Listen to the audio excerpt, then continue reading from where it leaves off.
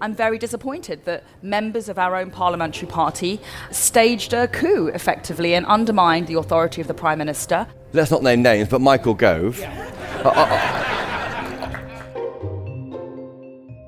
Hello, I'm Christopher Hope, the Associate Editor for The Telegraph, and welcome to Chopper's Politics Podcast, live from the Tory Party Conference. Yes, bravo. I always liken party conferences to circuses, and this year it does feel a bit like the ringmaster has gone missing and the lions are eating the acrobats one by one. But anyway, moving on. Joining me today is one minister trying to help Liz Truss keep the show on the road. Until recently, she was the Attorney General, but after throwing her hat into the leadership ring, she's come out the other side as Home Secretary. Suella Braverman, welcome to Chopper's Politics. Thank you. Now, Suella, here's your mug you get to come on the show. Quick yes. smile for Jeff. There we are. Suella Braverman, thank you for joining us. We'll come on to the Home Office later and immigration and everything else, and that's a really important issue for a lot of the members here. On the issues of the day, yes. Is your government Conservative?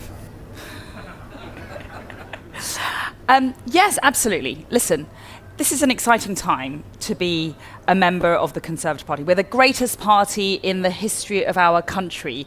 And why are we Conservatives? Because we believe in old-fashioned ideals. Maybe that's a quaint way of putting it, but what defines me as a Conservative? We believe in the individual, the freedom of the individual. We are sceptical of excessive regulation. We want to lower taxes. We want to get the state out of our lives. We want sovereignty.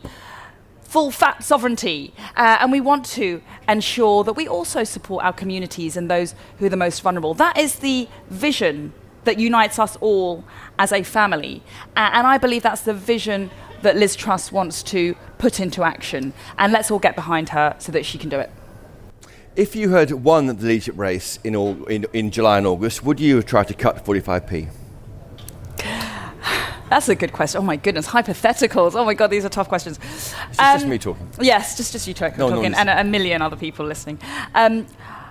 Listen, I was in favour. I supported the decision. I think we could not, and we cannot continue with the highest tax burden in 70 years. And if there's one thing that distinguishes us from the high spending, high taxing Labour Party, it's cutting taxes. So yes, I was a supporter of the decision announced by the Chancellor and the Prime Minister 10 days ago. I think it was the right thing to do. I think it would have stimulated growth. I think it would have encouraged higher earners to work more and to bring more and invest more in this country. It would have created more jobs. I think it would have been a great thing. So I'm disappointed. I'm disappointed about the subsequent reversal, but I accept their reasons, and doesn't affect my support for the Prime Minister. Do you understand the reasons why? I understand the reasons why. Ultimately, I'm very disappointed that members of our own parliamentary party staged a coup, effectively, and undermined the authority of the Prime Minister in an unprofessional way. We are one party. The Prime Minister has been elected she's got a serious mandate to deliver. She did talk about tax cuts very extensively all throughout the summer in a pretty exhausting process. Pretty clear. She's doing what she put on the tin, and to mix my metaphors. But we should be supporting her, and I'm not. I'm very disappointed, to say the least, by how some of our colleagues have behaved. Let's not name names, but Michael Gove.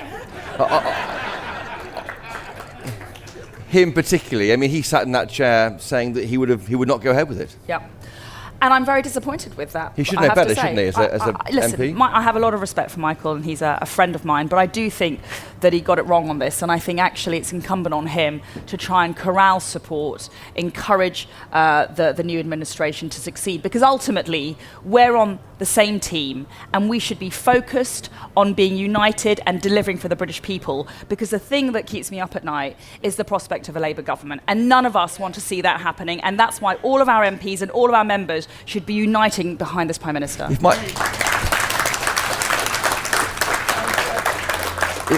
If Michael Gove was sitting there with this rather handsome chap with glasses, what do you say to him now? Listen, I would say, Michael, if you've got concerns, if you've got disagreements, raise them in private. That's what our party does. That's what we're a broad church. We're not all going to agree on every single topic all of the time.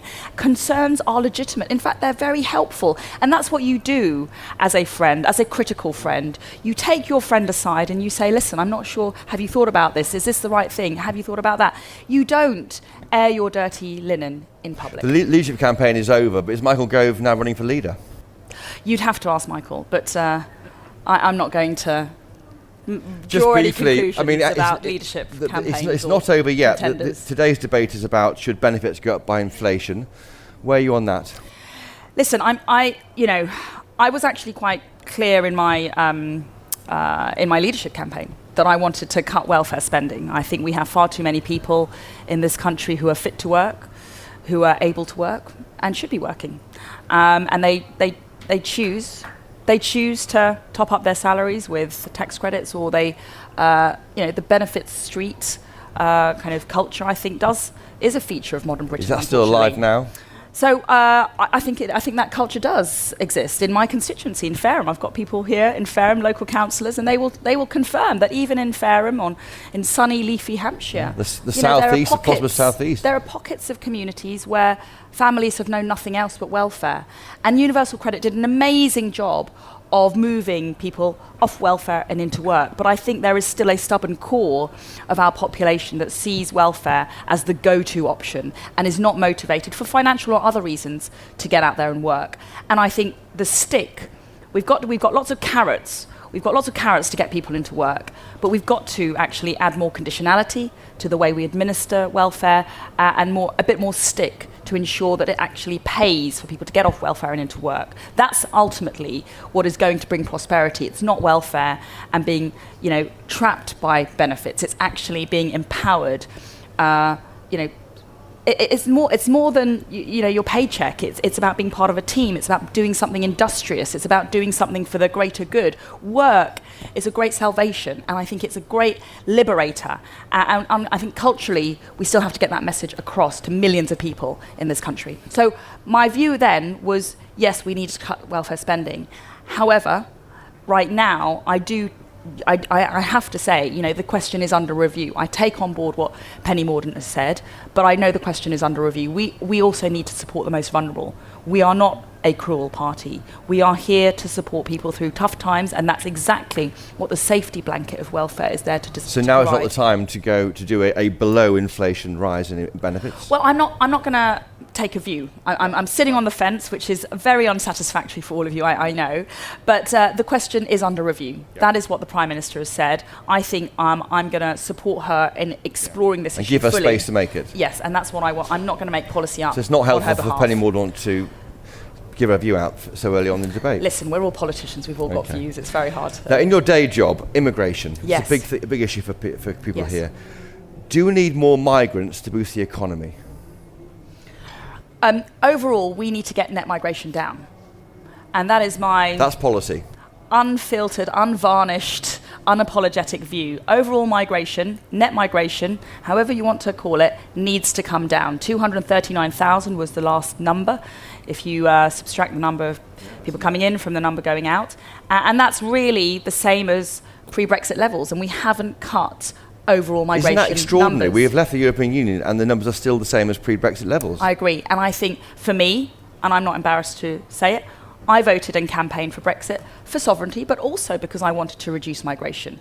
And for a whole host of reasons. There are structural pressures that mass and rapid migration poses to our country on housing supply, on house prices, on the number of GP places, on school places, we are dealing with more and more people, and I think it's fair and reasonable, in fact, incumbent on a government to take a rational and pragmatic view on the numbers of people coming into this country. So yes, I still stand by the Brexit promise and by our 2019 manifesto pledge to reduce overall numbers on migration, and that's my very, very firmly held view. So,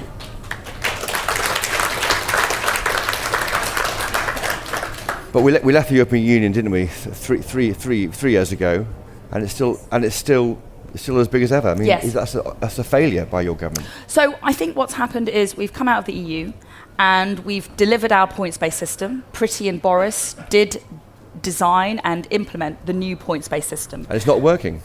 I wouldn't say it's not working. It's working in the way that they wanted it to work. So they used their levers that they have, they exercise their control, and the result is we issued a record number of visas last year, just over 1 million work and study visas plus dependents.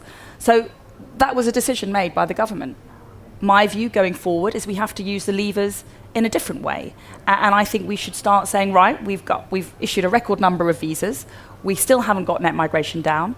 My view is we need to start using those levers to pull the numbers down. That's 1 million over 2 years. How many will you issue over 2 years, next 2 years? Well, I can't commit to numbers because there's so many unpredictable events. But would you like to? Would you like to issue? I want to bring the numbers down. So I think what we have seen in the last year alone, actually, I've got the figures here. Between 2021 and 22, we saw work visas, just in the space of 12 months, increase from 171,000 to over 300,000. That's a 94% increase. Student visas in the last 12 months, they went up 72%. So I think we've seen massive increases in the number of work visas issued and the number of students, and plus their dependents. So that's where the increases come from. I think we need to look more closely at the kinds of workers who are coming into this country. We frankly have too many low-skilled workers coming into this country. I think we need to focus on bringing high-skilled workers in and reduce the number of low-skilled. I think we have too many students coming into this country who are propping up, frankly, substandard courses in inadequate institutions. And I think poor universities are being bankrolled by foreign students, and I would really like to see that number come down. The dependents, you can get a student visa and you can bring family members. We're seeing quite a large number of students bringing family members. I would say, if you're coming here for an undergraduate degree, is it justifiable that you bring your family members? No. If you're coming here on low-skilled work on a temporary visa, is it justified that you bring your family members in? No. I would say if you're here on highly skilled work for a long period of time, then yes, there might be an argument. So these are levers open to us. It's tightening up the ratchet on some. I think we can take a smart approach. Yes, let's support our farming sector. But equally, I think is also, when it comes, we get a lot of special pleading in this debate. The farmers come and say, oh, well, we can't recruit locally. The British people are lazy. They don't want to work in the fields. We get business coming and saying, well, who's going to be my shop assistant? Would you say try harder to find the Brits? Yes, exactly. And I think if we're going to help them with migration, we have to make it incumbent on them, on farming, to innovate, industrialise, and use technology to reduce the requirement and their reliance on cheap foreign workers. There are examples all over the country and abroad where automation is making agriculture much more efficient and more productive in the long term. We should be asking them to advertise more energetically locally. There's a great, I don't buy this line that they say the British people don't want to work in farms. I'm not persuaded by that. There's studies which show that young people just don't know enough about the opportunities in farming. And actually there are examples of farming enterprises around the country where they are employing largely domestic workforces. And actually in doing so, they've created a great community and culture of cohesion and team spirit, as opposed to just looking abroad as the first port of call. So I think we've got to put the burden back on our farmers and on our businesses to recruit domestically first. What does success look like for you? It's 239,000 net at the moment. Halve that by the next election? So you're gonna well, trap me here. I'm gonna trap myself. Well, no, not trap yourself. No. If you're, Listen, ideally, I would like to. In the 90s. Well, yeah. In the 90s, it was in the tens of thousands. That was the target, wasn't it? Under Mrs. Thatcher. Can you get back there by 2024? Net migration, and David Cameron famously said, tens of thousands, no ifs, no buts.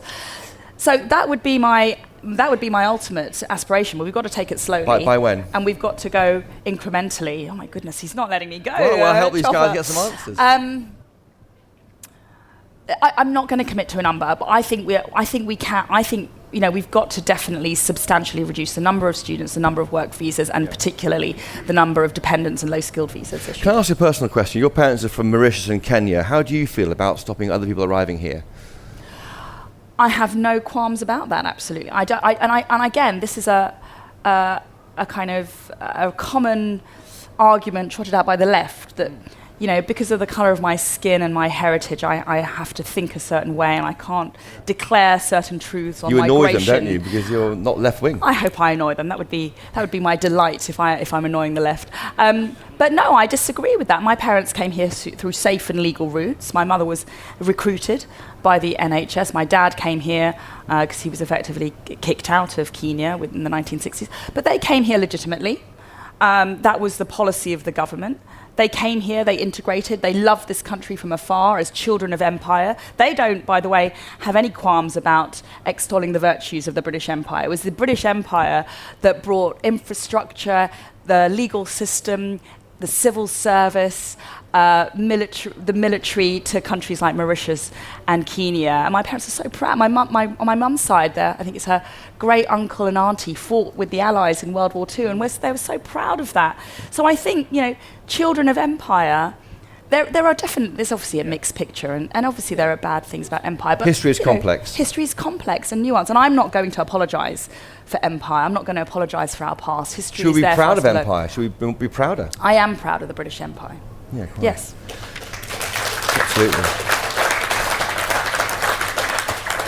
There's been more applause in this Fringe meeting than any other previous meeting Is I've ever that had. right? Really? They love you here. Don't know if that's a good thing or a bad thing. Going back to the first question, is more migration the price to pay for getting the growth you need to win the election? That is the point of the mini budget, isn't it? They want more migration. Are you resisting that, or do you accept it? No, I actually think the Prime Minister and I are on the same page on this. I don't think the two are mutually exclusive. I think we can go for growth and we can get overall migration down. It's the type of migration. So that's why focusing on highly skilled workers. So, if there are sectors where there are acute shortages, we do have a shortage of broadband engineers in this country. We want to get is it microfiber? No, fiber. There we go. You see, Don't ask me about IT. Yes. And it's infrastructure. Exactly, the infrastructure, the techno stuff. Okay. We need techno geeks in this country. Right. Let's bring them in. If we legitimately can't find them in this country, yes, let's try domestically. So I think that will contribute to growth. Okay. Just going on to a smaller group, small boats. That really annoys our readers, members here, I'm sure. Why can't you stop the small boats coming? It's a deeply entrenched and complex problem. That's a simple answer.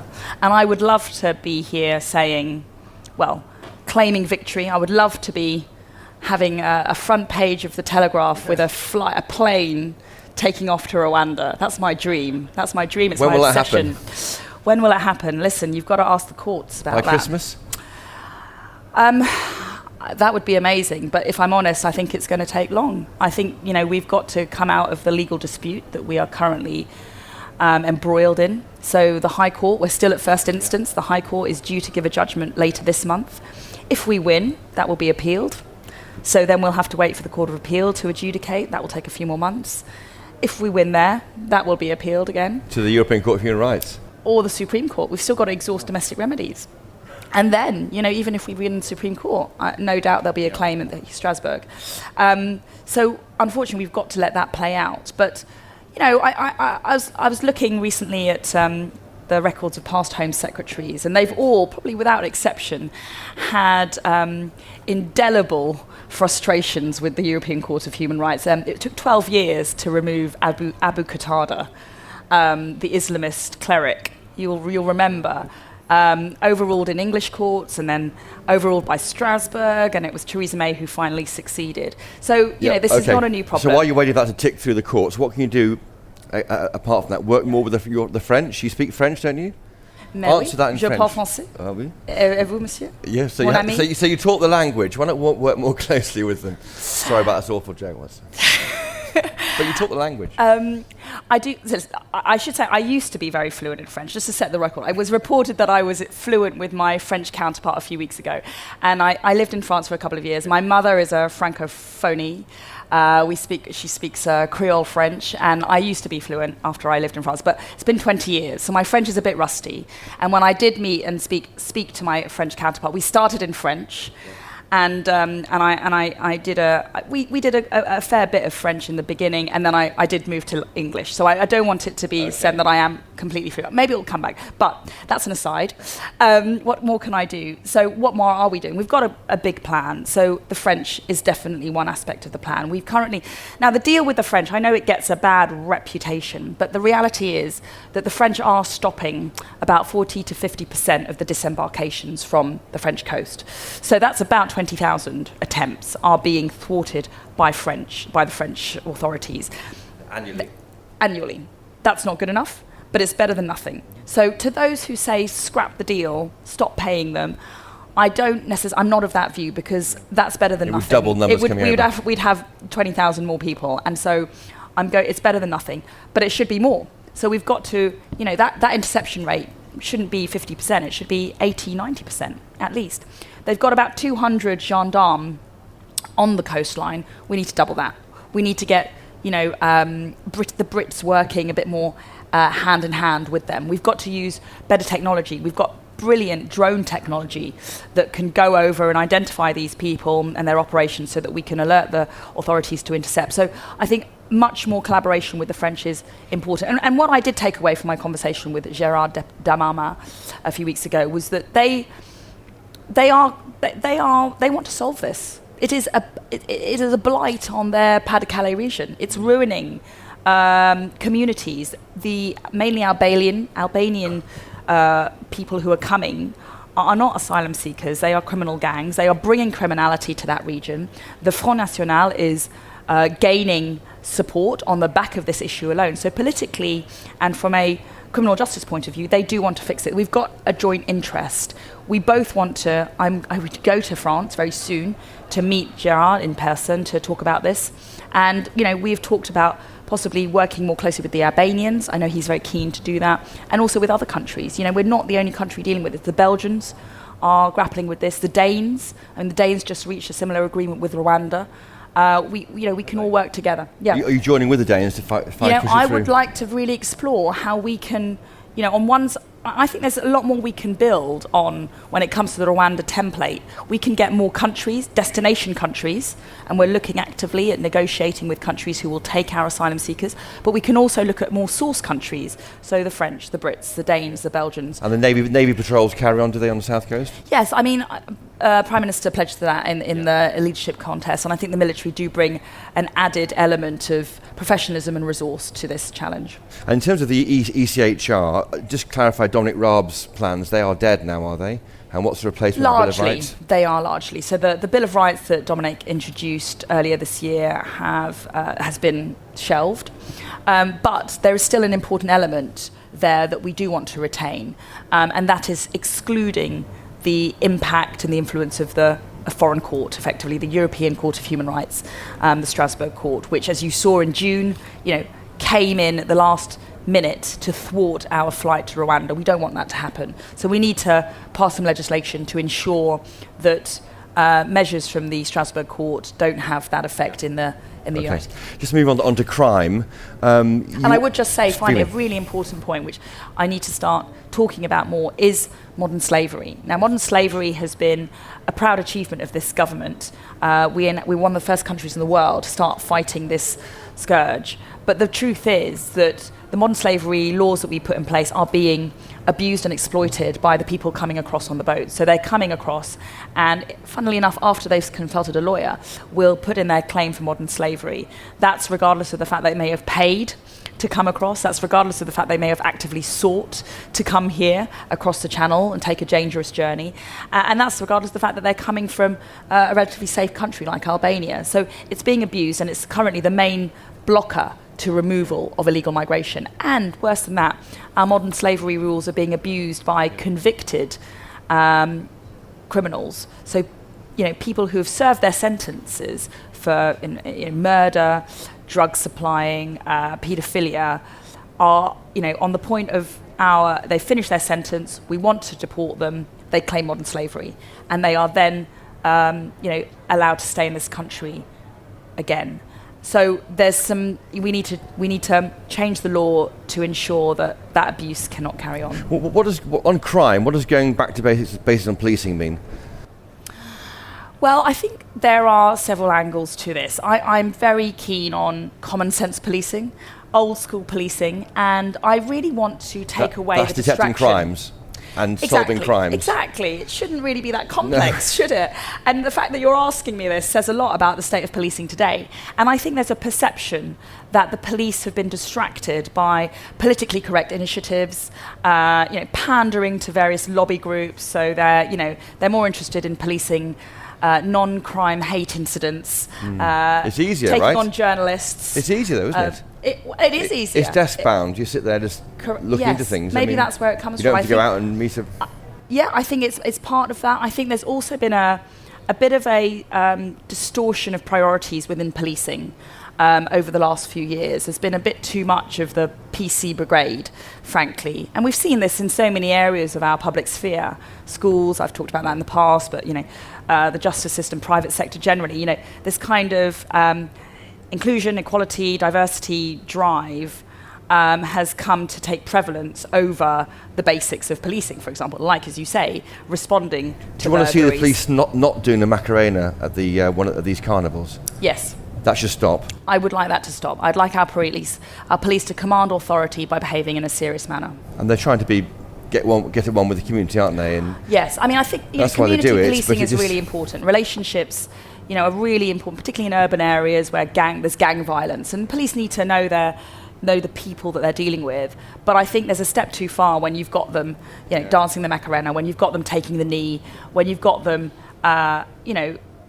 undermining their authority. Well, what are the levers you can pull? You wrote to the 43 Forces, didn't you, saying be less woke and focus on crime. But what can you do? Because they're independent, aren't they? I mean, it's like you're in charge but not in charge. You're blamed for the mistakes, but it's not your fault. Yeah, it's a slightly frustrating position in some ways. However, I'm really pleased. On the back of my letter, in which I set out my priorities, I want antisocial behaviour to no longer be dismissed as a nuisance by the police, but actually fundamental to law and order and the the confidence that they command within the public. That responding to drugs. I mean,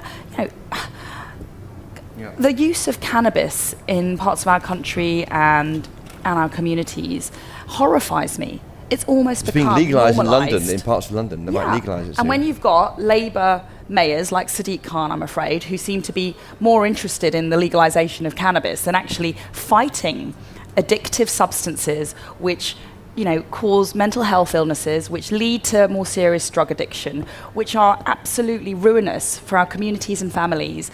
It's a topsy-turvy world, and I think the police need to start taking it's called recreational drug use. That's absolutely the wrong term, because that diminishes the seriousness of it. It somehow makes it acceptable. It's not recreational. It's harmful, and it's dangerous drug use. And I think we need to, the police are on the front line, and me setting out that I take that seriously, I hope will send a message to the police as to what I expect their priorities to be. Antisocial behaviour, the broken windows theory is something I'm a big believer in, and I think we've strayed a bit too far from that objective. Have you ever been a victim of crime? I have, yes. Can I ask what happened? Was it a burglary? Yeah, I was mugged. I was mugged about 10 years ago.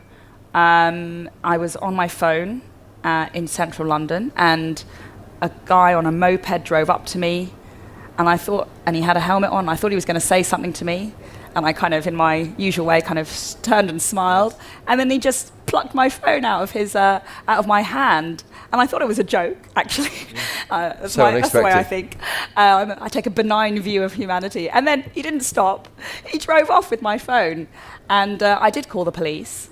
But I have to say, all they were interested in is the crime number for insurance purposes. That's what it's become. If you're a victim of theft, it's only about getting cover from your insurance. It's not actually getting any retribution or justice. And that's a real shame. How do you feel about that? I mean, that's exactly what a lot of our listeners and readers tell us all the time. Yeah, I think it's a very sad state of affairs, particularly on a Conservative watch as the party of law and order. And I feel the root of this, I'm afraid, is that criminals in certain areas believe that they can get away with it. And they don't believe that there is going to be any sanction, and therefore they continue with this criminal behaviour. And I think that is symptomatic of a crisis in confidence. We have that we colleagues have in who, our when they police. lose a laptop, they can plot it around London. They know where it's gone. Yes. Someone had a bike nicked. It had a tracker on, and Yes. the police won't help find it, and they Yes. can say it's in that garage. Yes. Yeah, I know. It's absolutely. simply unbelievable. Yeah, well, this is a big feature. I've really had a good moan about the police here. I have to say, you know, I do back the police. I do think they are some of the most courageous and committed people in our country. I'm very proud of them. And we have had some successes. So, you know, we have seen falls in serious violence. We have seen falls in overall neighbourhood crime. We actually have seen a fall in overall crime if you don't take into account the online factors of crime. That's massively distorted our, well, not distorted, but increased our criminal behaviour and counting in this country. So there have been some successes. We're seeing some turnaround when it comes to the investigation and prosecution and conviction of rape and serious sexual offenders in this country. We're seeing some really good results on county lines. Over 2,000 county lines have been disrupted by the government, by the police, because they've really focused on following the intelligence and taking a really hard-hitting approach. And if you look around the country, police and crime commissioners have been really effective at pushing particular priorities. In the southwest, they've really focused on drugs. Operation Scorpion, I encourage you to look at. They've really gone heavy on the investigation and seizure of drugs, and they've had some very good results. Before we come to questions, some quick ones for you. What have you learned from your run to be Prime Minister? That actually everyone should have a go. Right, because bring it's it the on. best thing All ever. these people here, come on. Have a go. I very much enjoyed it. Obviously, I wasn't as successful as I would like to have been, but I was liberated to say exactly what I wanted. I was met with a very warm reception from all of my colleagues, even if they disagreed with me. And I was very proud to be part of a lineup of candidates, which I do think showed the Conservative Party to be meritocratic, talented, and a really positive force for the future. And given you enjoyed it so much, will you do it again?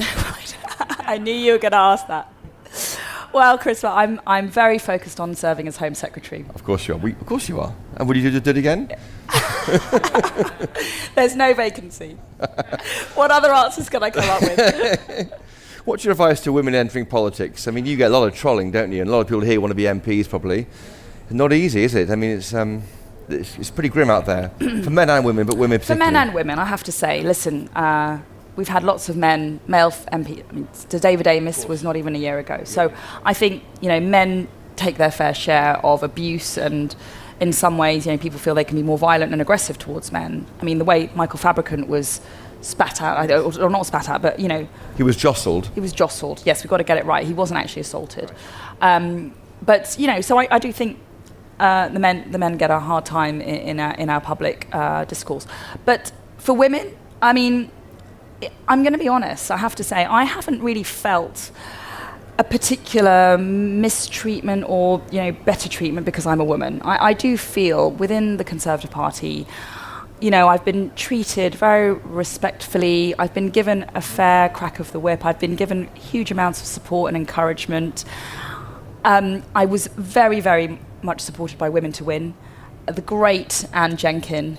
Yeah. If there are any women here who want to get elected at any level into any role, you know, Anne Jenkin is the lady who will support you in that when it's very difficult. But and there are many strangers setbacks. on Twitter and social media, that's not very nice, is it? To get support in the party but outside the party. Yeah, I mean, Twitter is I have described, and I will describe it again, as a sewer. It's a sewer. And I do think too much attention is paid to Twitter and what goes on in that sewer. And just like I wouldn't spend any of my time really looking too closely at the sewer, I try to limit the time that I spend looking at and just while on acting the subject, so what is a woman, Suella? Well, a woman is an adult female. A woman has 2 X chromosomes. A woman gives birth. A woman... is that enough biological detail? We'll clear that one up. Okay. A woman does not have a penis. No penis, right? No penis. Okay. Any more graphics? No, I've got enough. Okay, all right, okay. What advice would you give to the 20-year-old Suella? Oh my goodness. Well, 20-year-old Suella was living in Poitiers. She was studying French law, and she was enjoying French culture and our... I never thought she'd be Home Secretary, right? No, never thought she would be Home Secretary. 20-year-old Suella, what do I say? I'd say, oh goodness, 20-year-old Suella was pretty... 20-year-old Suella was already a member of the Conservative Party. She'd already been chairman of Cambridge University Conservative Association. Her mother was about to run for Parliament in the 2001 general election. The 20-year-old Suella, I'd say, keep going. It's all going to be okay. Keep going, okay. Yeah. Quick questions finally. What's the worst U-turn you've ever made? My driving. Don't get in a car with me. Don't get in a car with me. You've got a driver now. All your guys are here driving you around. Now, yeah. What's your favourite karaoke song? Tough question. Don't Stop Believing. Listen, I'm a big Queen fan. Oh. When Freddie Mercury died, I went to Brian May, Roger Taylor, and John Deacon tribute concerts when they were trying to do their solo careers, and come on, it's got to be Bohemian Rhapsody. Okay, right.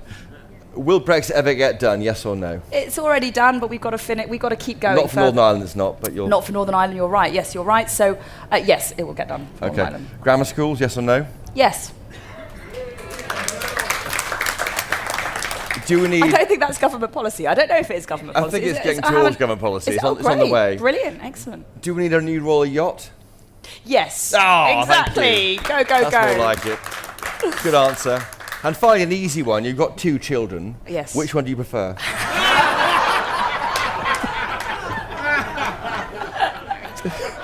You've got 3 children. Yeah. Well, which one do you prefer? The dog. The dog. That's what I should answer. Yes. Exactly. Any questions? Hands up. Gentleman here. Good afternoon. Hello. Suella, thank you for Rwanda. That was my main question. But something I'd love you to touch on, and it's the scourge of central London at present. Another week goes by, another unfortunate young man is stabbed. Is he an innocent victim? Is he part of a drug gang? I know we can't arrest our way out of the drug problem, but I'd love you to talk something about drugs, which we haven't heard this morning, this afternoon, and I'd love to hear something about knife crime, which is so prevalent today. Scourge of knife crime. Sorry. Yep. Well, really important because, as I said, homicide, unfortunately, we haven't seen homicide rates fall, and a large part of that is because it's knife crime related or it's drug fueled. And so if we get drugs sorted and we sort out knife crime, we will be able to lower the homicide rate.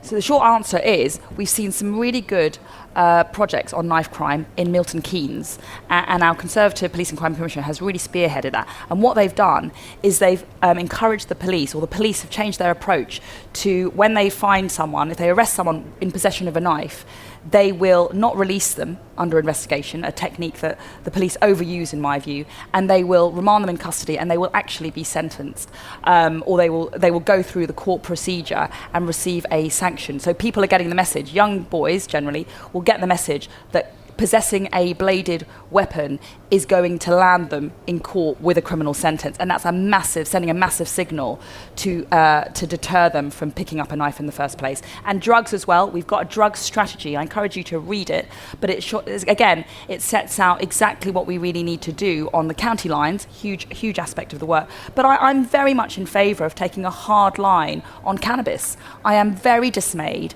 that it has been normalised. It has been, as you say, decriminalised in parts of our country, and it's become a middle class. Do you blame the middle classes for that? I do because blame the middle class. They tolerate it? I do blame middle class tolerance for it. A lack of awareness of where snorting that line of cocaine at your party with your banker friends actually comes from. And also, I'm afraid, middle class parents who turn a blind eye to their teenage kids who are routinely sourcing cannabis or weed or pot or whatever you call it. And I think you can go around Fareham, unfortunately, and you get the whiff.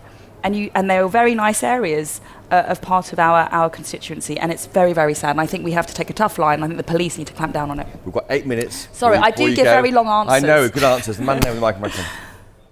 Hi, good afternoon, Suella, Dwayne Brooks. From the Windrush Cross-Government Working Group, 2 things. One, we don't know what the Home Office's view on Windrush right now and the Windrush scheme, so if you can give us an update on that. And number 2, the compensation. It's taking too long to pay people. What can we do to work together to ensure we speed up payments? Thank you. Okay, Windrush. Dwayne, thank you so much for all your work that you're doing on behalf of the families. I want to get this sorted. I want to get this finished and draw a line under it. And we have paid compensation to a number of families. There are still outstanding people who rightly need the payment. I think we've got to bring finality to this issue once and for all, so that compensation is duly paid. Okay, man at the back there with a big beard. Suella, thank you very much for everything you've said. I agree with all that you've said. I'm Geoffrey Van Orden, former leader of the Conservatives in the European Parliament. Your excellent predecessor, Priti Patel, she was Home Secretary for 3 years. She wanted to be very tough on immigration. Why didn't she succeed? And are you going to have to address the question of the Refugee Convention and ECHR and prepare public opinion for some sort of change? Priti and Boris, they did everything within their power to try and fix this problem. And it was not for want of trying. So I don't think they personally did anything wrong. I've been in countless meetings with them on this subject, and the Prime Minister in particular was infuriated about this subject, and he, more than anyone, wanted to fix it. So I don't think they did anything wrong. They were thwarted by our laws, and that's why we still need to change our laws, and that's the simple but depressing truth. Okay, lady here. Lizzie Cash, University of Birmingham. Research from the university showed that women who were trafficked into the UK were too fearful to report being victims because they were told by the criminals who trafficked them that they would be arrested and detained. Do you see the new Victims Bill as protecting women like these? And when do you expect the Victims Bill to come through? Yeah, Victims Bill. Great question. My understanding is that the Victims Bill is definitely a big piece of work that the Ministry of Justice is very keen to put forward.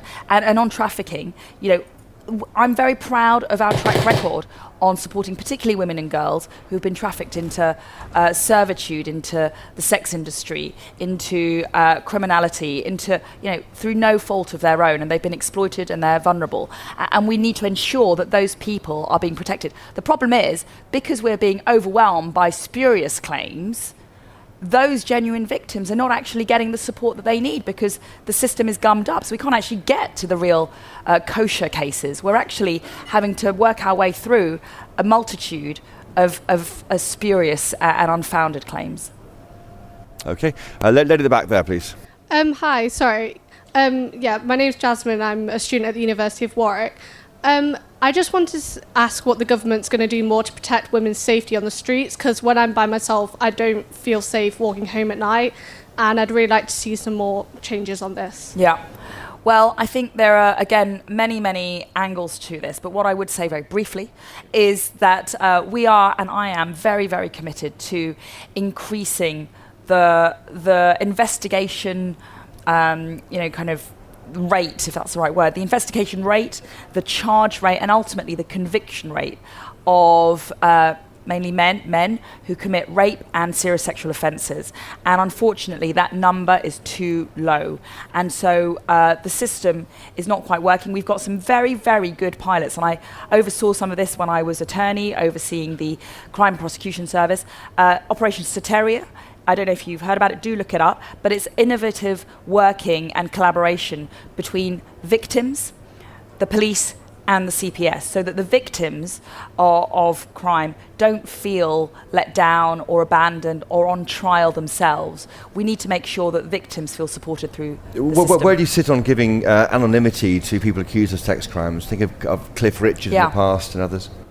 I haven't got a firm view, but my instinct is that I'm very supportive, actually, of it. I do think, the decision to bring a charge is a very important decision. It's only, the decision to arrest, and I think that, it can be devastating to someone's reputation, but it doesn't mean that they're guilty. The decision to arrest or charge does not mean guilt, and yet those two decisions alone can get someone suspended from their job. It can ruin their professional or general reputation. It can ruin families, and it can be very, very traumatic to the individual, mainly the man, under suspicion. And I think we've got to take those decisions very carefully. There are legal safeguards in place, but I do think we have to look at the trial by media, unfortunately, that ensues when it is public, and I think that can be devastating. So I think we've got to be very careful. Yeah, chap here, man here. You touched on it before, but what are the government's plans to deal with the kind of massive proliferation of online fraud, and particularly being targeted with people who are, say, less digitally aware and like spam texts and the like? Because I think we've all seen lots of people losing far too much money to these criminals.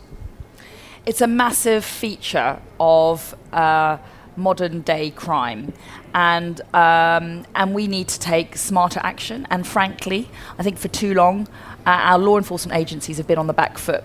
That's for one reason, which is they don't have the capabilities. So I want to see more. We need more hackers working in the heart of our NCA and our police authorities, so that they can, play the hackers at their own game. We need more digital analysts. We need more tech specialists. And we don't have that. So we're kind of working with one arm tied behind our backs so far. We also need to look at the source.